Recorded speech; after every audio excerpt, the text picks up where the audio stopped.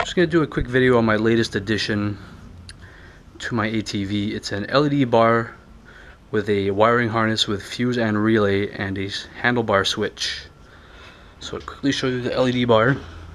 It's 14 inches, 1080 lumens I believe, 36 watts, 14 inches long. Two methods of mounting it, either on the sides or in the center. I chose for the center.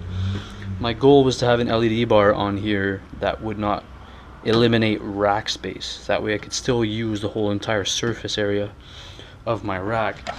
So I passed the wire through the air intake for the ECU battery compartment. Comes through to a waterproof plug, inline fuse, 12 volt 40 amp relay.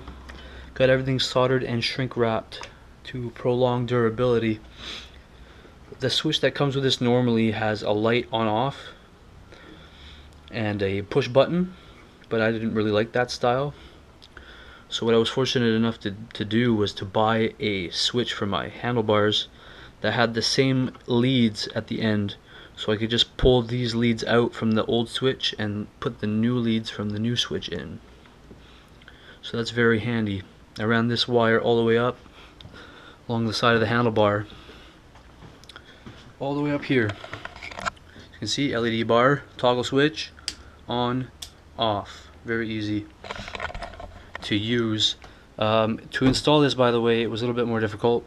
I had to remove the handle grip, remove the start override light assembly, slide those off, remove the brake reservoir and brake lever assembly. And then in the back there's this annoying little black tab which is used to space these out evenly. It's right here, you probably won't see it. It's a little black tab. It's a large black tab with a small black tab that comes outwards to evenly space these apart. I had to cut that off with a Dremel tool, rotary tool, in order to slide my switch onto my handlebar. The switch handlebar diameter is 7/8. The handlebar on this quad is a 7/8. It's a 2016 Grizzly. So that fit on there perfectly. And the whole entire system works very well. You can see here, lights on, lights off, relay on, relay off. It's also independent. You don't have to have the key on the quad in order to use it. So for whatever reason you need light right now and my key isn't in my quad, well, you got it.